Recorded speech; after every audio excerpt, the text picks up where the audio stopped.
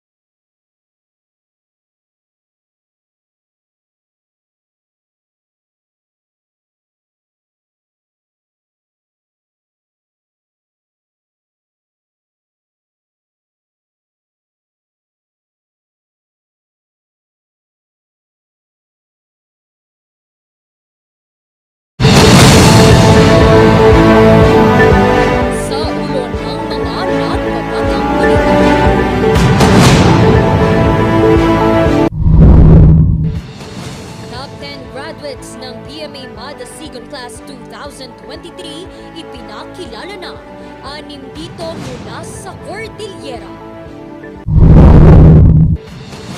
Ilang residente sa Baguio kampante sa pagtatapos ng Public Health Emergency of International Concern ng COVID-19.